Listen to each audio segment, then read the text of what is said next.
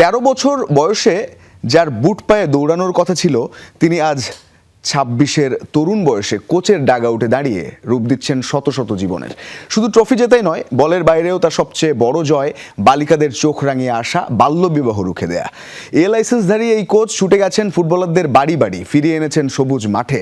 মিলনের লক্ষ্য এবার সোমবার নতুন কুড়ির ফাইনালে প্রধানমন্ত্রীর হাত থেকে রংপুরের হয়ে ট্রফি নেয়া। ডাগআউটে দাঁড়িয়ে যেই কোচ নতুন কুড়িতে নারী ফুটবলে রংপুরকে ফাইনালে তুলেছেন তার নাম মিলন মিয়া। ১৩ বছর বয়সে যখন মাঠে তার ফুটবল খেলার কথা ছিল তখন সেই বয়সেই তিনি নেমেছেন কোচিং পেশায়। মাত্র ২৬ বছর বয়সে সফলতাও এসেছে, তবে তিনি অনন্য ভিন্ন একটি ঘটনায়। নতুন কুড়িতে আসার আগেই ৩ জন খেলোয়াড়কে খেলতে দেবে না, তাদেরকে কি করবে, খেলতে দিয়ে কি করবে, যে আমার সন্তানকে বিয়ে দিলে হয়তো ভালো একটি পরিবারে যাবে, খেলাধুলা তো অনেক দিন খেললো, আর কি হবে। এখন পর্যন্ত ৬ থেকে ৭ জন মেয়ের বিয়ে বন্ধ করছি, তার মধ্যে একজন বাংলাদেশ আর্মিতে চাকরি করতেছে, খেলার কোটায় সে চাকরি পেয়েছে।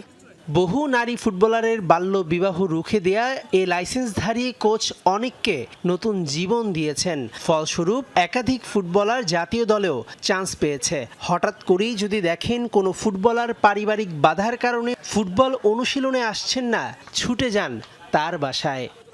হঠাৎ করে দেখি যে অনেকজনেই মিসিং, সেক্ষেত্রে আমার ট্রেনিংটা কন্টিনিউ করা সম্ভব হয় না। ফোন দেওয়ার পর তাদের পরিবার থেকে যে বলে যে আর খেলতে দিব না, এরকম চ্যালেঞ্জ ফেস করতে হয়। আবার আমাকে মাঠ থেকে বাসায় গিয়ে তাদের পরিবারকে বুঝিয়ে আবার মাঠে নিয়ে এসে আবার কন্টিনিউ করতে হয়।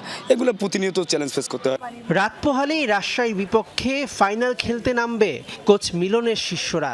লক্ষ্য নতুন কুড়ির নারী ফুটবলে প্রথম আসরের ট্রফি প্রধানমন্ত্রীর হাত থেকে নেয়া। যখন রত্নার বিয়ে থামাতে গেলাম, ওই সময় কিন্তু আমাকে থ্রেট পেতে হয়েছে যে আমার মেয়েকে বিয়ে দেবো, আপনার কি, আপনি কি দিতে পারছেন। পরবর্তীতে হুমকিও ছিল। আমি বলছিলাম যে না, আমি এই খেলা আপনার মেয়েটাকে নিয়ে আমি স্বপ্ন দেখি, বাংলাদেশ স্বপ্ন দেখে, আমি এই বিয়েটা হতে দেবো না। ওই সময় বিভিন্ন ধরনের থ্রেট ফেস করতে হয়েছে, বিয়ে দিবে, মারবে, এরকম কিছু। ফুটবলারদের কাছে মিলন স্যার মধ্যমণি, তবে ফুটবলার নির্মাণ যাদের নেশা তারা অনেকটাই থাকেন আড়ালে। তৃণমূলের এসব কোচের ভবিষ্যৎ সরকার নিশ্চিত করতে পারলে তৈরি হবে আরও ঋতুপর্ণা সাবিনারা। মেহেদি নাইম, যমুনা স্পোর্টস, ঢাকা।